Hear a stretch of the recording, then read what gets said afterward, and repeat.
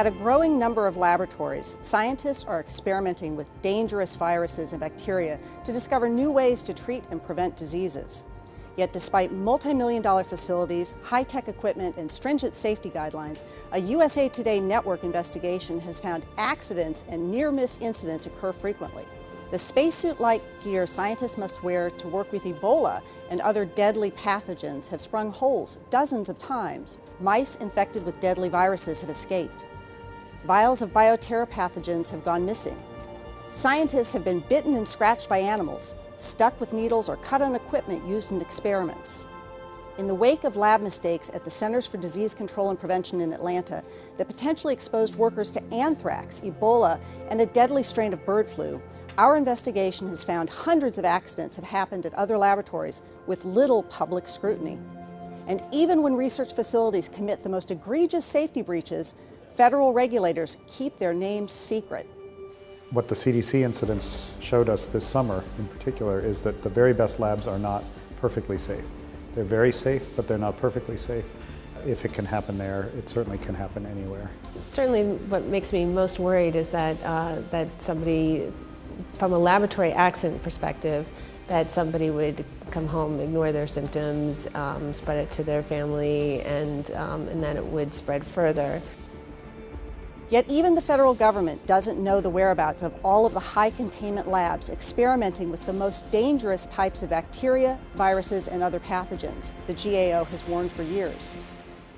The USA Today Network's investigation identified more than 200 of these kinds of labs that operate at biosafety levels 3 and 4, the two highest containment levels. They're run by federal and state agencies, major pharmaceutical companies, universities, and medical centers. While some are surrounded by fences and guards, others are located in nondescript office parks or near popular shopping and restaurant districts. Lab safety experts say the best labs put safety first. They emphasize that serious infections among lab workers are rare, and incidents where labs have been the source of outbreaks are rarer still. Unfortunately, laboratory accidents occur pretty regularly in the world, but most of the time the people that are most at risk, of course, are the people working in the laboratory. And almost all accidents occur with things that are, with pathogens that aren't transmissible. So most times a laboratory accident may occur and it's not a big deal for anyone except potentially the researcher, which is not a big public health concern. But some outbreaks have been leaked to labs. There were some laboratory accidents with SARS, which had an outbreak in 2003.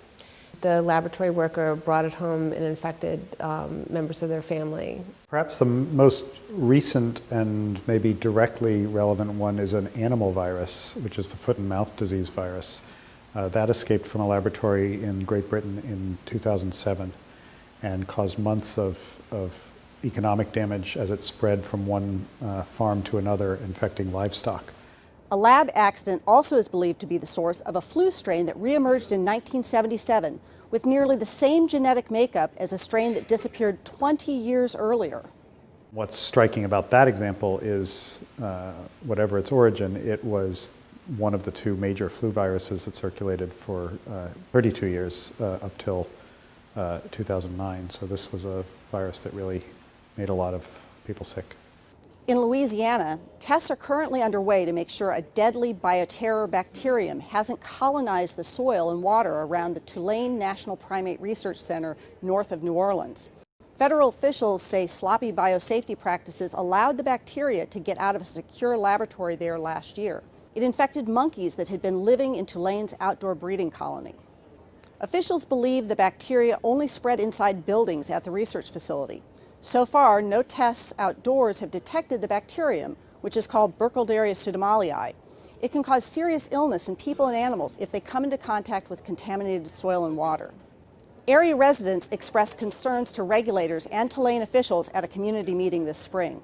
Young from USA Today is here tonight, but thank you to them for keeping this in the headlines. I don't feel we would have gotten near the information we did had they not continued the story, so thank you to them. The lab in the Tulane accident, like hundreds of others across the country, is what's called a biosafety level 3 lab. Laboratory designs are based on a stepwise approach to containment. So generally, the lowest biosafety level is a BSL-1, where you work with pathogens that can be worked on the benchtop. BSL-2s will allow you to work with some bloodborne pathogens, some human pathogens that are not especially dangerous. A BSL-3 is a much higher containment design. These labs are used to study microbes that can be lethal if inhaled, things like anthrax and dangerous strains of avian influenza. Negative air pressure is used to keep pathogens inside, and scientists work with specimens inside special biosafety cabinets where any spills or splashes can be contained. It is very important to know lots about how robust the procedures and the safety programs are, but what people are really interested in is how well it's working. Details of lab accidents are difficult to come by and often shrouded in secrecy. I think the data are very limited because the reporting is not mandatory for all labs. Officials with the Federal Select Agent Program, which regulates labs that work with potential bioterror pathogens, refused repeated requests for interviews. The CDC issued a statement saying it believes the current system of oversight is adequate. USA Today's investigation has found that more than 100 labs experimenting with potential bioterror agents have faced enforcement actions for serious safety violations since 2003. Some are repeat offenders. 5 labs have faced sanctions multiple times. 2 labs were kicked out of the Select Agent Program and 5 labs suspended. Who are these labs? Regulators won't release their names. They say a 2002 bioterrorism law requires this information be kept secret. It's crucial for journalists and safety advocates and others to keep digging and trying to find out what's going on. The irony is that the more people in the community feel that there's secrecy, the more they're distrustful, whether it's even warranted, their distrust is warranted or not. And I think in general what people need to understand is the work that goes on in infectious disease high containment laboratories protects them profoundly, not just the United States, but worldwide. To learn more about the research occurring at more than 200 high containment labs across the country and to look through more than 20,000 pages of safety records obtained by our reporters, go to biolabs.usatoday.com.